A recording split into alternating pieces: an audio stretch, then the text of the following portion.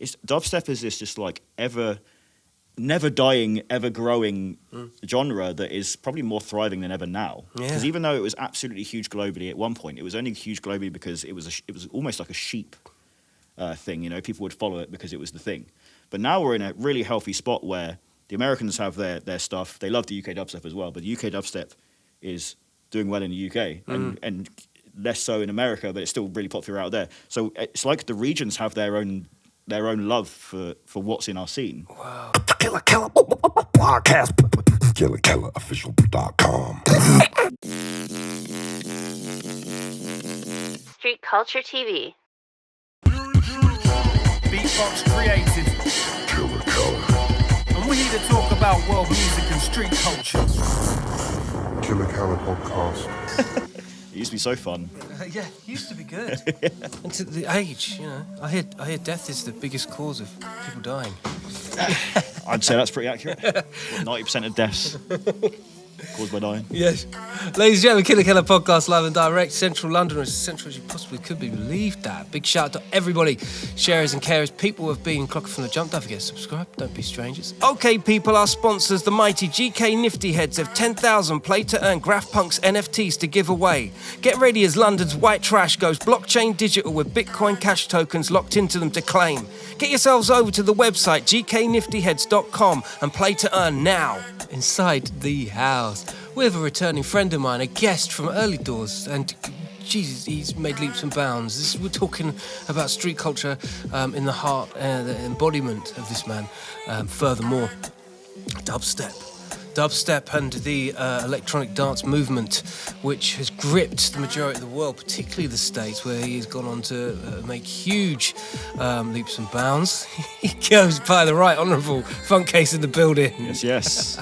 We were just getting into it, and the first thing you talked on was Call of Duty. Now, you producers, you're gamers too, aren't you? Yeah. What is wrong with you lot? I know it's my escape from my brain. You know, my brain is, as a producer, I think most producers can attest to this. You can't stop analysing musically. You can't just listen to a song. It's like you end up being like, oh, that hi-hat's slightly loud, or you know, like that snare's a little bit poppy, and that, you know, you're always analysing a song, and you're almost like looking at like the DAW, which is, I use Cubase. You're almost like looking at the layers in your head when you're listening to a song. It's this weird like disease we have. Wow. And like doing anything that turns your brain off is like the best thing. So for me, it's always been gaming. But isn't that like an extra sensory overload of? There's no chill there, is there? Nah, to be honest, like for me, like you'll probably notice this throughout the podcast. Actually, I always need to do something with my hands. Not in a sort of like, I'm not fidgety, but I need to be active in most of my body, you know. So if I'm sat down for a long period of time, I get a bit like angsty, you know. I'm a bit like, I need to do something, you know. So I've always got like a gaming console on me or whatever. There's no sense of burnout or anything like that. No, not really. I'm quite an energetic person by nature, as you'll probably tell by my stage presence. But like, yeah, my turn off is pretty much just like sitting and watching YouTube these days. Yeah. To be honest, So. You mentioned there the visual equivocal of what you're hearing. I mean, that leans quite towards that synesthesia area of thinking. Is there that in your head where you're listening to something and you have an idea of what it should be, but can't quite get it, and it's almost like a visible what's the word? A sound board, almost like every frequency is there. The frequency range of it, all you can see all of that. Yeah, to an extent. I don't think everyone has that power to know what frequency is. It's kind of like perfect pitch, you know. Some people can just hear a note on a piano and go boo D, you know. Like some people can just know what the frequency is when they hear it if they know an EQ well enough. So I don't really think in that sort of terms, but I do have that, I guess, that style of brain where I can be like, ooh, 7K in that, well, you know, that symbol is a bit much, you know, like, because there's certain ranges in. I know it's going to be pretty drosh, but there's certain ranges. We're jumping into tech right straight away. Yeah. There's certain ranges in EQ which is like you need to get rid of basically because the ear does not like it. And if you want to hear what that is, go on to EQ, boost the hell out of 3K and boost the hell out of 7K and be like, ooh, my ears. Yeah. You know, it's the stuff that baby cry area, right? Yeah, pretty much. Yeah, 7K I think that is. So yeah. Yeah, that's brutal. You have to be adept to that. But with dubstep and electronic music within your realm, energy over tech, right? Because I get a sense of like if it sounds boosted, busted, and but the drums are tearing, then you can kind of mold it and fit it into however you want to hear it. Yeah, I think we've got a really good balance in dubstep right now of people who are genuine scientists. So there's one guy called Virtual Riot, who's a German producer living in America now, was on Disciple. He works with like Skrillex and Justin Bieber and all these amazing artists because he's an insanely good technician when it comes to sound design and these sort of things. And his music is just so well crafted, like in the EQ and the whole mix as a whole. It's almost like it was born in a test tube, you know? Like, and there's like people that like love that stuff, and there's some people that actually don't like it because it's like you're losing the characteristic. And obviously, Valentin, I love you. If you're watching this, by the way, I'm not shitting on your music. You're a genius. But some people would say that that's too well crafted, you know, like, and it's too well balanced. Like you're hearing a scientific perfection, you know, and it's like sometimes you want character, and sometimes you want it to be a bit more aggressive in certain frequencies, and sometimes you want it to have just that body. And there's a track in dubstep that was released, God knows, 6-7 years ago, called Jotaro by a guy called Faizo. And the track itself is technically not a very good mixdown, but it blew up because the track was just a good track. And that's kind of like where you need to find a good balance these days, which is like, have you got an insanely good track? Yes. Is the mix good enough? Yes. If the mix is good enough, the track will do well. If the mix is too good, it almost like loses that sort of like edge, you know what I mean? That X factor. So yeah, there's like we're kind of like in this weird moment right now in dubstep where we've got so many good technicians and so many good people who are good at writing like insanely good tracks, but the mixes aren't perfect, and it's like so you kind of know where you want to go these days, artist wise, to find what you want. Yeah. So yeah, I feel that. That's interesting. Like, more than ever now, it's like kids who are 14. Like there's a guy I've released on my label, Dpmo, who called Wellen. He was 14 when I released his EP. Stop. And I'm like, 14? Wow. I didn't know what I wanted to do in life at 14 in school. Yeah. I actually didn't. I was like, maybe I'll be a history teacher. Like, you know, like that. I just learned the drums at the time. Like, yeah, I had no idea. And this dude's like got a little laptop in his house in the middle of Czechoslovakia. Oh, sorry, Czech Republic. Sorry, I'm old school there. And yeah, he just churned out an EP and I signed it. And it's like, man, like 14. Like, it's getting younger and younger because the emergence of YouTube. You know, but also I think that, and also I think people treat production, to the most part, as a puzzle and a game in itself, right? Yeah, definitely. Yeah. But that's kind of the point. Like making music is essentially Tetris. You've got your ranges, and certain things have to sit in certain ranges. But yeah, you can get too engrossed in that, and that can lose the edge again. Really? You know, so there's you throw the water out with the baby out with the water. Yeah, essentially. Yeah. So yeah. How many times a day did you do this? Way too many. Yeah, way too many, mate. Yeah. That's so funny. With the emergence of live and, you know, the huge productions that are going on, you can be forgiven that if your shit bangs in a club or arena environment, that it would do the same on, you know, in the earbuds, in the headphones. To an extent, yeah. Yeah, because obviously people are experiencing something that is so visceral, so quick, so like a live band would be. They can afford to fumble and fuck up a little bit. Yeah. But when you're dealing with production, you really can't afford that, particularly for the personal touch of headphones. I mean, there's a charm in it, though. That's the thing. Not everything has to be perfect. Not everything has to, you know, not have certain frequencies in it. You should, but not everything does, you know. There's still artists these days who are writing insane music and their mixdowns are technically kind of terrible, but I kind of like that raw energy. Like, I was just talking about this literally yesterday with someone on Discord about death metal, because I'm a big death metal fan. It's like my first love beyond like, you know, when you're like 11 and you just listen to anything. Now that's what I call hits. You know, that's what I was listening to. I was listening to the Steps and all that rubbish. You check out Sleep Note and all those sorts of bands? No, not really. No, I've seen them on YouTube. But I've never really checked them out. But my first love was Cannibal Corpse, because I was watching Ace Ventura, the first one, and there's a moment in the movie where he walks through a mosh pit. And there's a band playing, and he's like doing the tango. Well, like everyone's moshing, and I remember hearing that, and they were playing Hammer Smashed Face, and I was like, "What's this?" Wow, you know. Wow. And that was like literally the pivotal moment where I decided I liked a certain type of music, and then I just dedicated my life pretty much for the next 5 to 10 years of death metal, but obviously before dubstep happened, and then so that's kind of like where I started, and then just kind of evolved, and then so it's always talking about what was I saying? The Discord. I always go into a tangent. Saying about music, the old style of music, I like when it's more raw in a way, you know. I liked death metal when it was more, it sounded more brutal when it was less well produced. I think a lot of death metal these days is way too well produced. I agree, 100%. And I think there's a charm in it but there's also a much higher charm in something that's way more raw. There's a band I listen to called Abysmal Torment. They're from Malta, released like 1 or 2 EPs, whatever. And like the album is like out of time. You know, they're not playing perfectly together. The mixdown is horrendous, but there's like, I just like that. It just sounds like I'm listening to the Gutters, you know, and it's like, I like that. Yeah. So, yeah. And that kind of ties in with the dubstep feel. You know? It really does. It really does. And there's a few producers that do hold their hat to that behaviour of syncopation timing that maybe would lean more towards bands of different genres, like Jay Dilla and his, you know, quantizing and, or rather, more lack of. And yeah, there's a couple of others. There is means and ways to give to humanise the production, isn't there? Most definitely, yeah. That's why some things like you'll get a synth called Machine, and it's like it's a drum machine. You literally some people are just actually playing it live, and some people have the quantize on where it snaps to the grid. So like when you listen to like I like to listen to lo-fi sometimes when I'm gaming, and a lot of lo-fi is intentionally out of time because it gives that sort of that swagger and that swing and that funk. Yeah. You know, so you can't really do that in dubstep. You can in certain elements, like in an intro, but in a drop you kind of, because it's being mixed, you know, you can't really be out of time. So yeah, I find the whole dubstep era, up to this point even, one of the most intriguing journeys globally. I think I don't know many genres that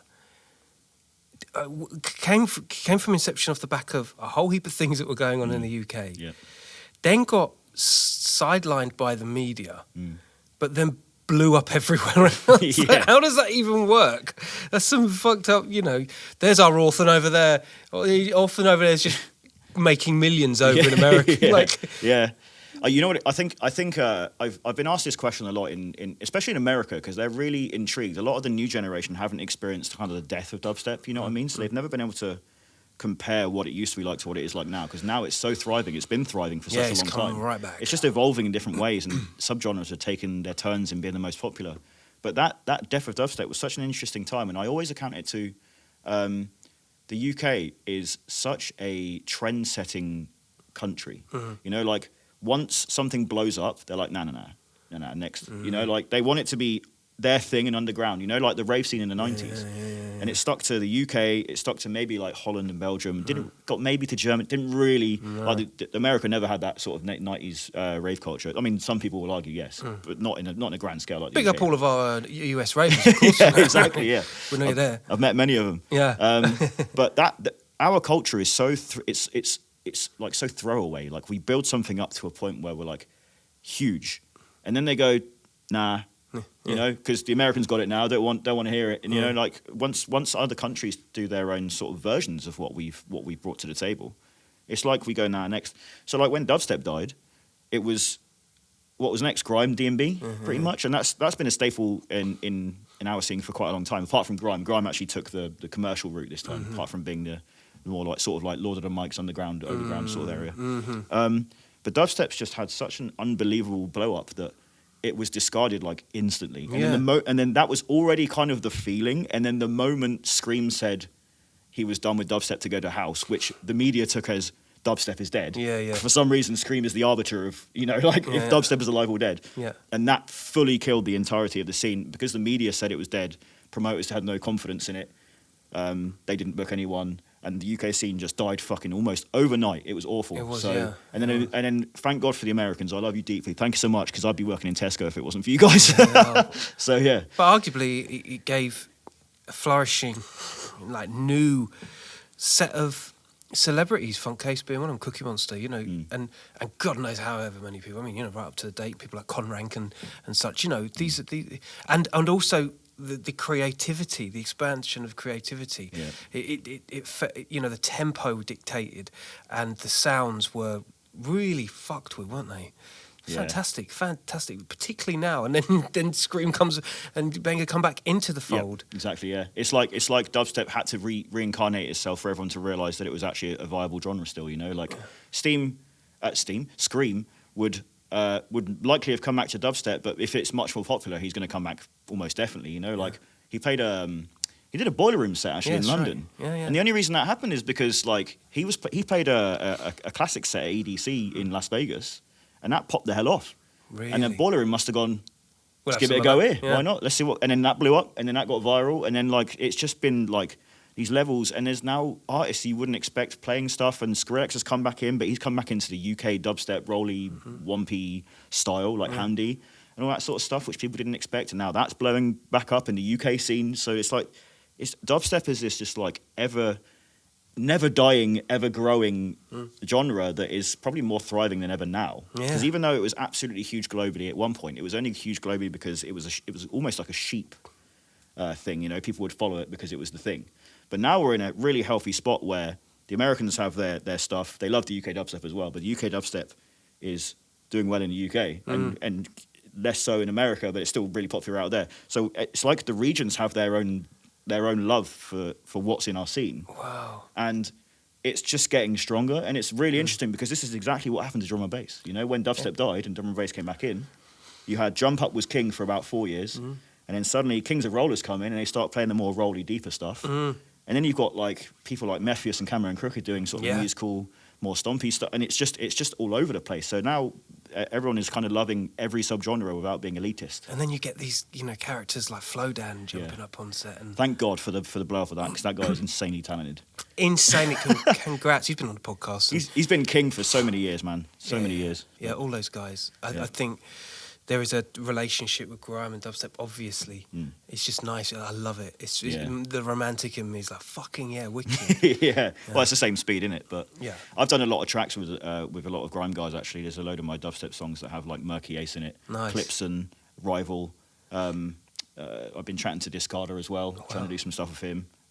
Jammer still follows me and still keeps tabs on my stuff. I see him on my Instagram stories. He's obviously keeping tabs on things. You know, Jammer's kind of like the sort of, not the head of grime. There's no head of grime, is there? Obviously. No, but he is kind of because he was the Lord of the Mics Don, it's kind of given him that sort of like status where he's almost like overlooking the scene in a way, you know? Like, He's a figurehead. He's a figurehead. Yeah, exactly, You know, and he balloons, and like you say, he's an observer. And there's not one single camp that he, you know, because he's got such a relationship. Yeah, he knows everyone. From the beginning, you know? Yeah. Talking of beginning, so Bournemouth. Is the you mentioned something before we started about your graffiti supporting exploits of its time. What did you get involved with? What happened? Are you talking about the website? Yeah. So I used to have, I'll explain this again. So I used to have a website called Kill Bournemouth. And it was... subtle. Yeah. It wasn't literal. It was more like just kill it with a graffiti. You know? It was just like that rebellious teenager in me. It was like, it's graffiti everywhere kind of thing. I used to go around taking pictures of all the graffiti, and I was in the scene myself. And the website blew off. I was getting tens of thousands of views on it, and I didn't really know what to do with that. I remember seeing that number while I was in my office, like just looking at the website and just being like, how have I got 27,000 views in a week? Jeez. Like, what's going on? And I'm literally and it turns out that people from all over the UK and all around Europe were just looking at my website. I don't know where they found it, honestly, but it was blowing up, and my dumbass didn't know to monetize it and that sort of stuff, so I could have made something off it, but it was just a website for... You weren't thinking anything of it, No, exactly. It was just like, I want it to be like, I wanted to have some sort of status in the scene in Bournemouth, because I wasn't that great at graffiti. There were much bigger heads, 54 crew, by the way, bunch of absolute geniuses, Pyro, Zadok, Jay, all those guys. They were kind of like the big boys of the scene, but that's because they were insane at graffiti. But they never did the whole social media edge of it. You know, the social media was like everyone was doing Photolog and all that sort of stuff, and no one was really kind of forefront in promoting their town when it came to the graffiti. So I was like, I'll do my own one, and it blew up, and and then I got in some controversy with the police because my dumbass left my tag. My dumbass left my tag at the bottom of the website. It was like because my tag used to be Breck, BREK. And I was like, and at the bottom of the website, it's like Breck, I don't know, copyright or whatever, because I thought it looked cool. But then obviously the police had seen it because they were obviously keeping tabs on where the graffiti was. So I was almost snitching while promoting. And then they caught up with me and found out where I worked, and then came and threatened me a few times with, we can do you for this and that if you don't tell us who this and that is. And I was just playing dumb, basically. Oh, man. Yeah. And that was literally like probably the year I got fired from my job, actually, because of the economy dying and me getting made redundant. So ironically, it was like my graffiti career died overnight because that actually shit scared me to not to the point of quitting, but becoming Funtcase was literally the moment where I was like, I'm not going to drink anymore. I'm not going to do graffiti anymore. Like, this is a career opportunity. I'm going to focus on it. Wow. So it's almost like the next a million doors closed, and one door open for dubstep, and it's like, so. Ain't that something? Yeah.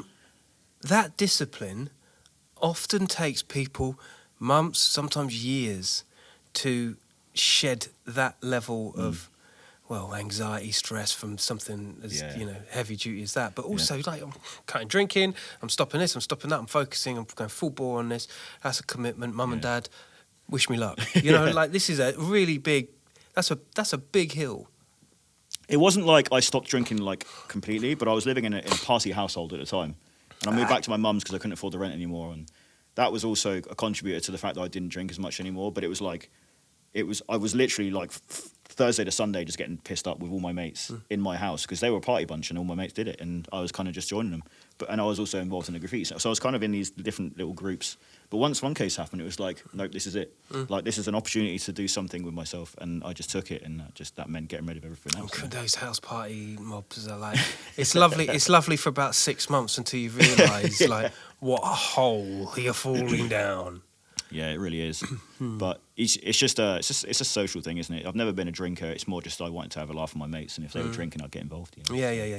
You're very social. You're a social cat. Yeah, I've always been. Horoscope heads will know that me being a Leo is like a thing. Oh, Leo in the house, come. Yeah, Leos are always supposed to be the life of the party, centre of the. I don't consider myself that, but I just like being involved in. What's your birthday? 29th of July. 10th. Oh, you 10th? Yeah. Wait, when is it? Doesn't Leo start after that? No.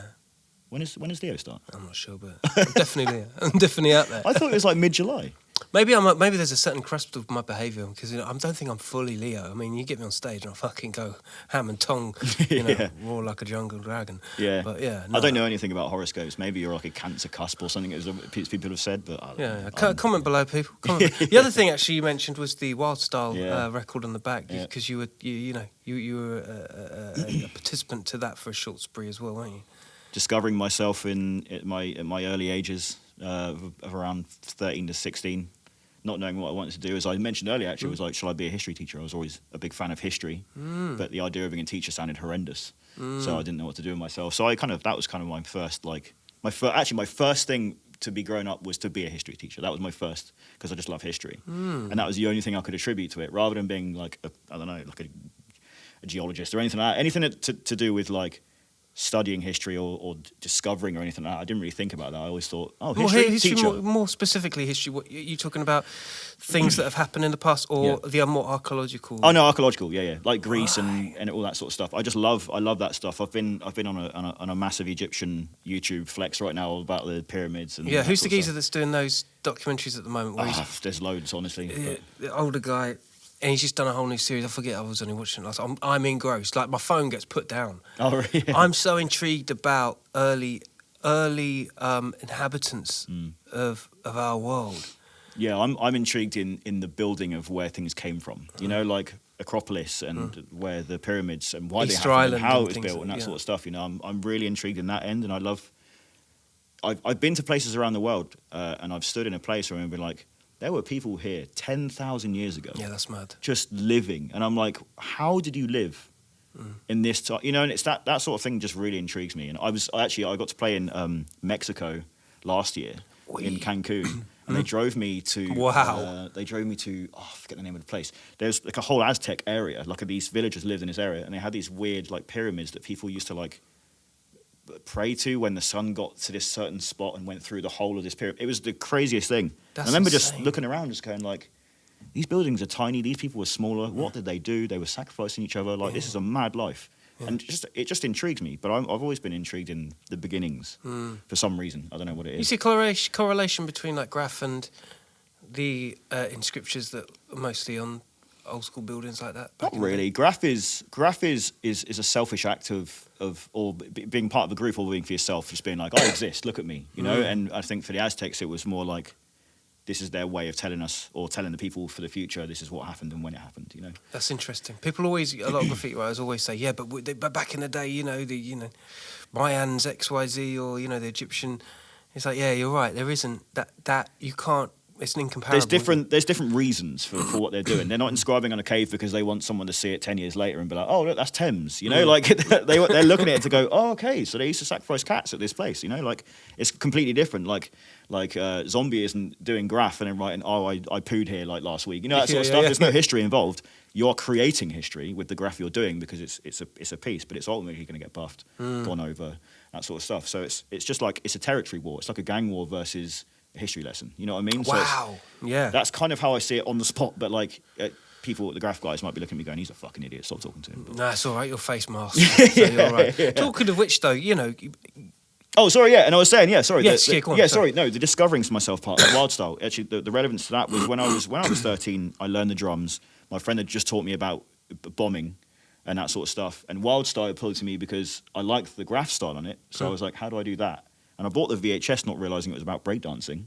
I thought it was about graffiti, and I watched it, and I was like, oh, what the hell? This is teaching me how to breakdance. So I taught myself how to pop and move and do all that sort of stuff because I like the idea of being able to breakdance. I thought that was a super cool thing to be able to do, you know? Graph, breakdancing, that sort of culture. Yeah. I didn't know I wanted to be in it. I just wanted to do it, you know? That is, you know, I think you're a very free-spirited person. I think maybe this goes back to, you know, the history, the intrigue within you, that you're never afraid to try something. You're always curious. Yeah, definitely.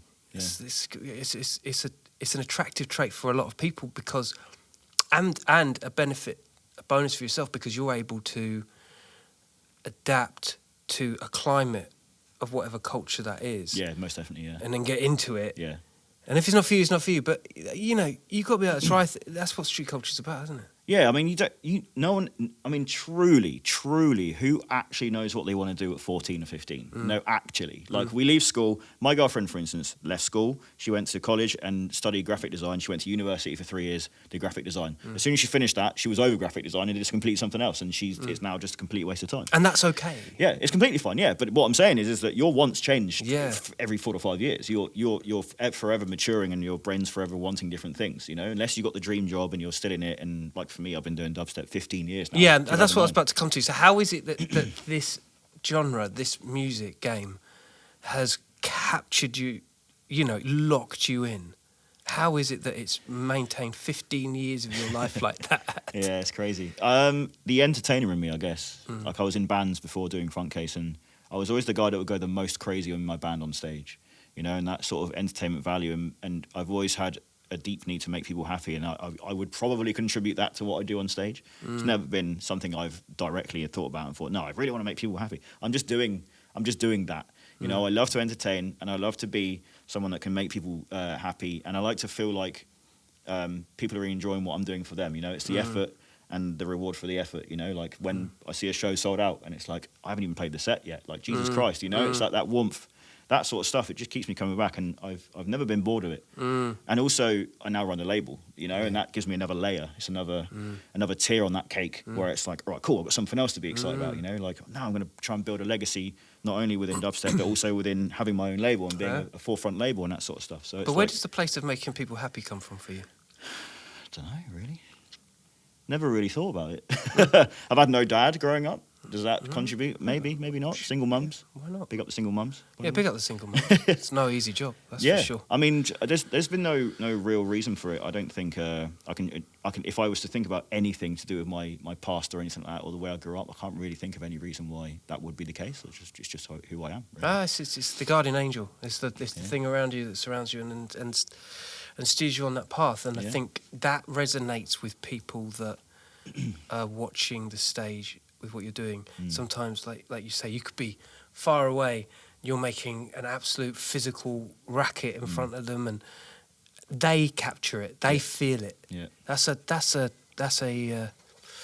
pretty special thing, isn't it? Yeah, I've always thought about, like, I've never thought about the origins. I've always thought about moments. It's like, I remember standing up in assembly. I forget what age I was, probably like 8 or something. I remember standing up in assembly and holding up a certificate, and it said, like, best Man United supporter. I don't know if you ever did this in school. We had assemblies where we would get up and it was like a show and tell thing, and it's like, I got this, and I put up a certificate saying I'm the best Man United fan, kind of thing. Wow. I remember just not feeling nervous doing it, you know, and it's like, I never attribute that to what I'm doing now, but I always think back to then, like, how was I like 8 and I'd stand up in front of like 1,000 kids in, Yeah. in an assembly and be like, hello, look what I got, you know, like it's crazy to think that. That is crazy to think. So maybe there's a correlation to what I do on stage and how I've always just been, which is comfortable in front of people. I don't know. But then again, I once spoke at my friend's wedding and that was the worst thing I've ever done. That was awful. I know those ones. I remember jumping up on the mic on my brother's wedding. He asked me to beatbox and we'd like scripted a whole rap for him. But I was already like on the champers. Oh, yeah. You know? So yeah, and then it's only afterwards I thought, thank God I was on the champers, because, you know, it is one of the...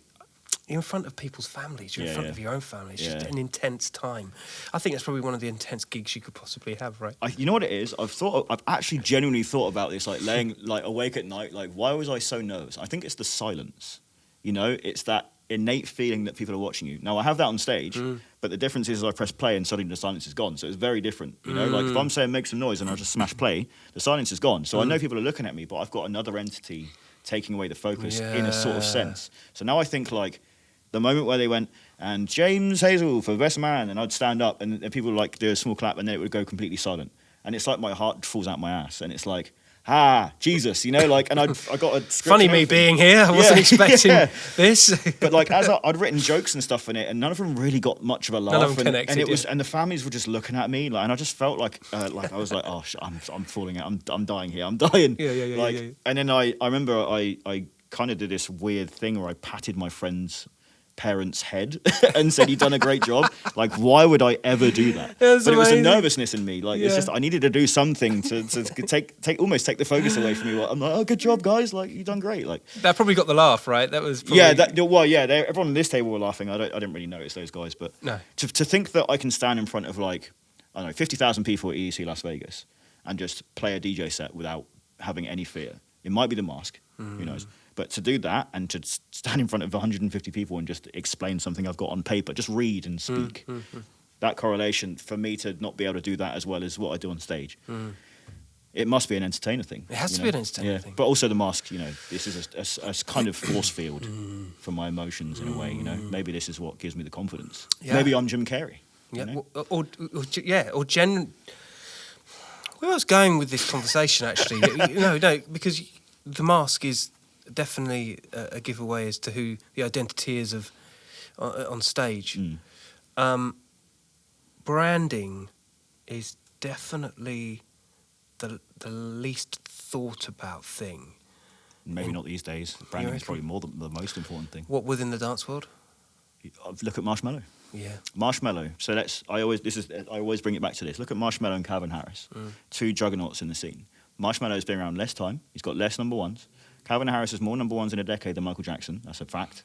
So he should be the biggest artist on the planet. Forbes listed Marshmello as a bigger artist on the planet than Calvin Harris, and he's had basically cameos in kids' games and that sort of stuff like Fortnite. Oh, so he's like banging them out in all different genres. It's branding versus music, and branding's winning. Yeah. Like the Marshmello versus Calvin Harris thing, the branding is actually winning over the music. So regardless if Calvin Harris is bigger when he's got more music, no number ones, is richer, Marshmello is going to be built above him on a fly, you know? And why is that? Because branding is king these days, and it's because social media and the evolution, you know? Like when you're talking 15 years ago, you put out a vinyl in a shop, or, you know, you play a set somewhere, people go on Dubstep forum and talk about it, you know? It wasn't like people like fighting for attention on like Twitter or whatever, you know? Like, my EP's coming out, please notice me, free tweet it, please, you know?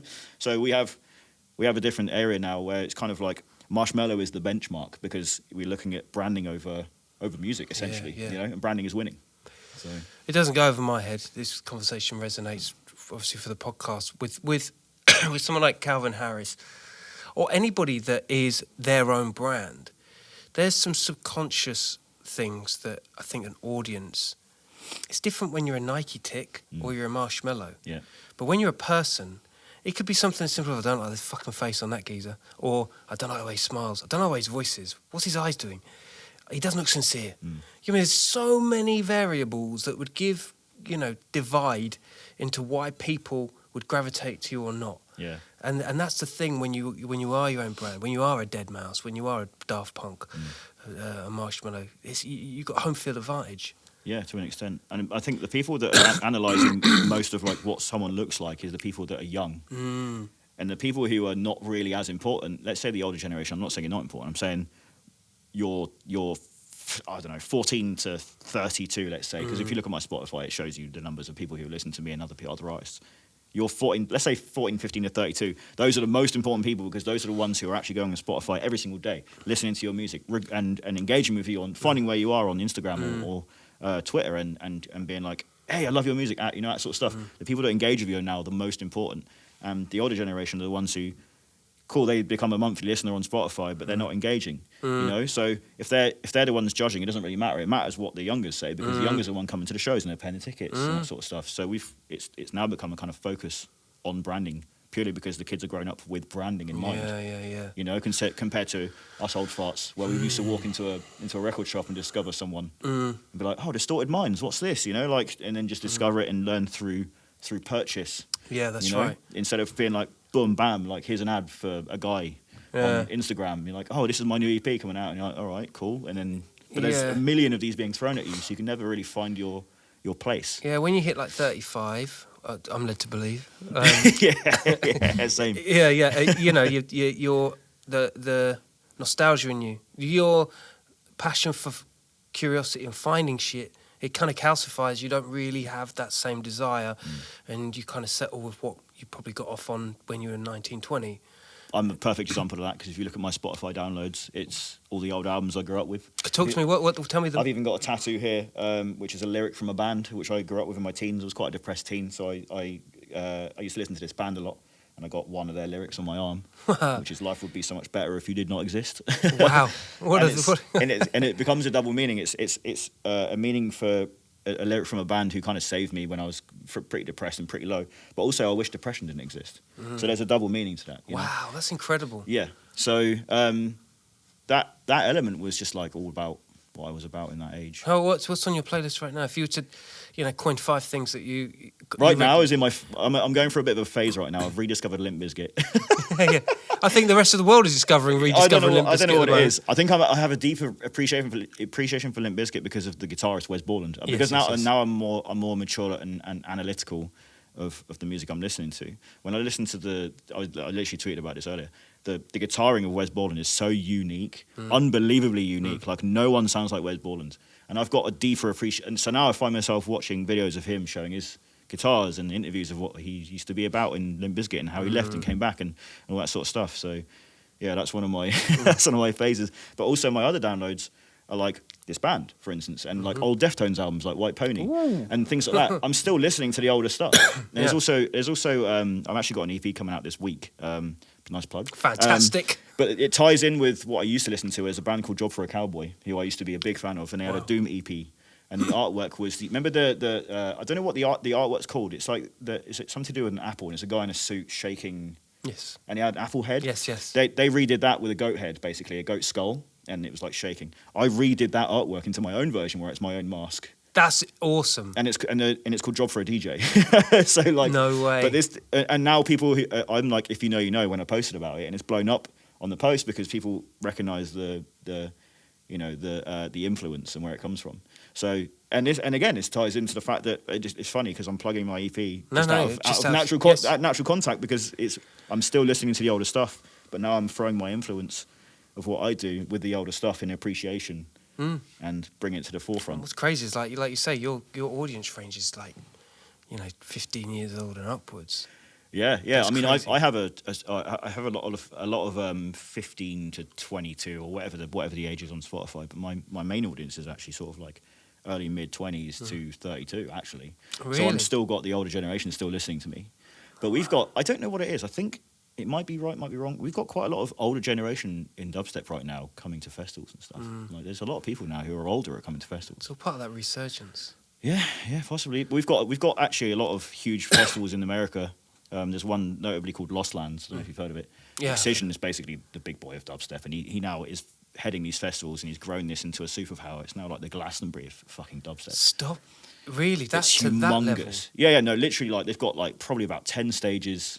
They book everyone from dubstep to D&B. Now they're including house artists, and they had DJ Snake there like this year. Like they've got like bigger and bigger artists each year. The production's insane. They've got dinosaurs everywhere.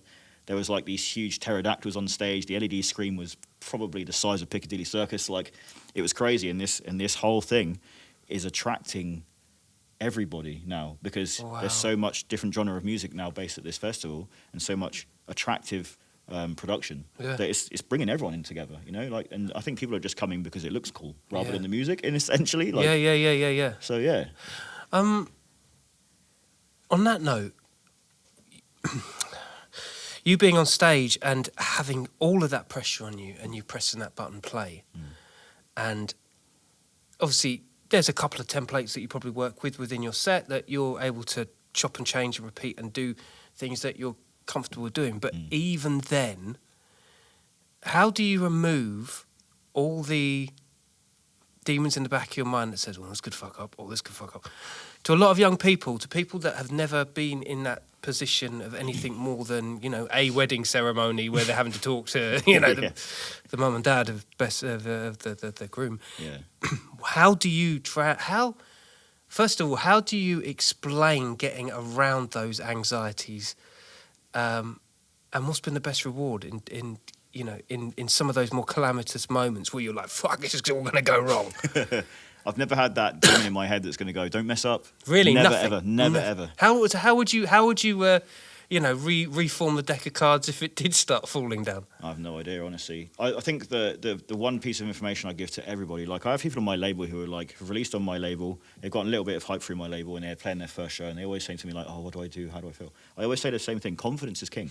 Whether you're not a confident person, you have to treat that stage like you are God for like that 1 hour, because you are essentially God. People are there to see you for that 1 hour, and if people aren't there to see you, they're here to discover you. Put on the show of a lifetime, like it's your last ever, you know, because this could be your moment.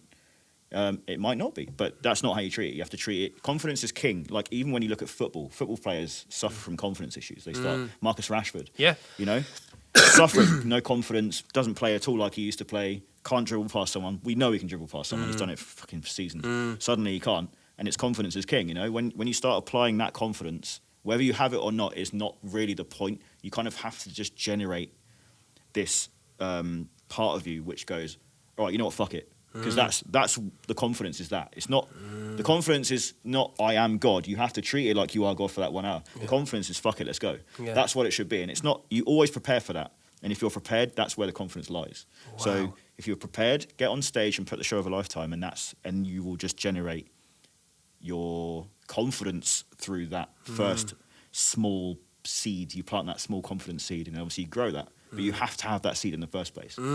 That is your stage for 1 hour. Treat it like it is. Treat it like it is. Your fucking bubble. Oh, that's good, that, isn't it? You're also prone to grab the mic whenever you like as well. Yeah. But what's the MC culture saying in dubstep? It's almost zero, honestly. I mean, there's people that there's D&B artists now that bring their artists over. We had Boo doing Red Rocks now, brought Evil B over. Yeah, Be Live. I know Wilkinson. I think Wilkinson brings someone over. Subfocus takes ID over him. So the culture is kind of like, it's kind of entwined with the genre itself. Like if I was to bring, I don't know, let's say I got Discarder and I brought them to America, they would have no idea what the hell's going on. Wow. Because they've only really had the culture of the music playing, you know, because they've never really accepted the MC culture. The MC culture has never been brought to America. Do you think that's what's elevated the dubstep scene, is the fact that it hasn't got that sound system nuance of that historical reference point of I don't think so. The MC culture? I don't think there's any reason why it would get bigger or you know, in any... There's no reason why it would be bigger without an MC than with. I think just the culture, they've never really had the culture of an MC, therefore they can't really let it in a way. You know, D&B has the culture of MCs in pretty much every set you listen to. So the culture has been forced in D&B, you know, like MC's a king now, you know, X-Man runs his own bashes and Evil B puts his own live shows on and that sort of stuff. Big up Harry Shotter. Yeah, big up my guy Shotter. All these guys are killing it, and they're all forefront in D&B. They could literally, they don't even have to have Logan D behind them. They could have some unknown play sets, and then they would spit over it, and everyone knows the bars. We don't have that culture in America. That's a hip hop thing, you know. You have to go see. I don't even Drake. I don't know whoever. You have to go follow those guys for that to happen. Like if we the only time it would ever meld is if we brought like Central C, you know, or Skepta or someone like that on a set. Which is doable. Like nowadays, it's plausible that Yeah. that could easily. Yeah. But again, the Americans aren't used to it on dubstep. So if it comes in on dubstep, they're going to be like, "What? Okay, this was different," and they wouldn't know how to take it. So that's why the culture has never really been ingrained in their system. You know? But I think that's great because that it defines a genre to the parameters of what it is, right? Sorry, that's my wake up alarm. I'm living on USA time right now, on time zone. But yeah. Really? So this is your time? Well, okay, got to go straight to the agent. Yeah, no, I've been waking up at normal times now, but 3:30 was my wake up because I'll go to bed at like 6 a.m. But that's what I'll be in the time. Hold zone on, for America. hold on. Right. So you're telling me, right, that you'll work to American time? Yes, so Even that I though don't you get jet lag when I do fly to America. That's insane. So I live on Denver sort of time, which is like central. Yeah. That I would be on Denver time, and so that when I fly to America, I fly a day before shows, and then I would sleep overnight and I'd already be in the time zone, so I can be like fresh, ready to go, energized, so that I can smash it. I for the can't day. cope with that. That's amazing. But the thing is like this is unfortunately for my lovely lady Emma, she has to suffer with It's going exactly to bed on her what I own. was going to ask you. Yes. What about things like I've got to send a parcel off, or I've Yeah. got to go and get the groceries, or not the stuff that you've got waiters that handle that stuff in Funtcase land. Do you understand? But these normal things that you've got to do in life. Yeah. You leave until like 4:30, 5:30 in the Well, afternoon? me and Emma have we have different roles in the house. You know, I do a lot of the breadwinning in the house. She gets the groceries and does all that sort of stuff. So The bread bringing. yeah, I'm the bread bringer. So I'll do a lot of the bread. She brings bread too, but she's got her own little custom wig company that she does. Oh, sick. So yeah, What did she think about your mask? she was a fan of mine before we met. So Really? that's, yeah. Did she fall in love with the mask? It was the mask. No, I hope not. To be fair, this is a new mask. The first time you came on, which Yeah. was within the first 30 podcasts, like Yeah, you had yeah. a very different mask, and Yeah. and your skin was suffering underneath. The Yeah, it still is. Yeah. Really? Is it still giving you grief on stage? Yeah, it's not as bad, but it's like it's just you can't help it. No, you can't. I'm wearing a hat and it's tight to my head, and my mask rubs on my forehead when I'm doing this on stage and that sort of So it's mostly the forehead. Yeah, well, and the nose. Like you'll notice, I have no nose, and it kind of presses on my nose. So after every set, I take this off, and my nose is like aching here. Like I do a lot for the scene. Yeah. I do a lot so that I can just like make people happy. I'll sacrifice a lot. But again, this is where it comes from with the waking up at waking up at 3:30. Is that's 6 a.m. Los Angeles time, 7 a.m. whatever, or that's 10 a.m. Denver time. So I'm straight in the time zone. So the roles that me and Emma have means that she does a lot of the stuff we're supposed to get, like the groceries and all that sort of stuff. That can all be dealt with while I'm asleep, or she gets it delivered. So yeah, I just I unfortunately she goes to bed. She doesn't go to bed alone. I go to bed with her until she falls asleep, and then I get up. So what time do you go to bed? 6 a.m. roughly. Well, 6 a.m. Yeah, every day, roughly. what? That's So what I do is I go to bed with Emma when she falls asleep, which is around 12. Yeah. And then I'll chill and watch. I'm watching Rich House Poor House right now. I don't know if you've ever seen it. No, It's where- I've heard of it though. Yeah, rich people go live in a poor house, and people poor go live in a rich house because they get to spend their weekly. It's just our thing. But she would fall asleep in bed, then I'll get out of bed and do my thing, come to bed at 6 a.m. She wakes up, I'm still in bed. So it's almost like I've gone to bed with her, but I've been awake the whole time. So she And knows. that's never questioned. Like, No, she obviously wants me to go to sleep with her, but it feels less like that's what's happening. She knows in the back of her mind it's happening, but she still gets to go to sleep and wake up with me, if that makes sense. But then I wake up 9 hours later, from when she wakes up or whatever. and in your defence, which really doesn't deserve any defending, you are out in America a lot. Yeah, I had a lot. Yeah, like bi-weekly kind of sort of thing. Sometimes I'll come back for 6-7 days and go back out to America. That's insane. It's that often, but I wouldn't change it for the world. Literally No, I wouldn't. don't doubt that for a second. Yeah, I'm about that life. That's the thing. So, Yeah. And who knows, man? Who knows how long I have left? I've still got to try and put the miles in. I can't ever get comfortable. No. Someone's always waiting to take my place. Always. In any scene, that's the case. In any genre, In the graffiti anything, scene, yeah. in music, in any time. You right now, you could be running this whole place, and some geezer might be like, "I'm more qualified," and suddenly you're gone, and someone else is running it. That ain't gonna happen. At any point, at any point in life, there is always someone to take your you're place. right. Don't ever get comfortable. That's right. Don't Because the ever. moment Marcus you are, Rashford is earning 350 Gs at Man United. If he starts playing shit, suddenly there's going to be a new game winner. over. That's Yeah, what I'm yeah. saying. You are never ever comfortable. it's the Don't ever get sport in comfortable. it. It's the sport in the art. Competition. Yeah. Yeah. And as long as you stay on top of that game, then yeah.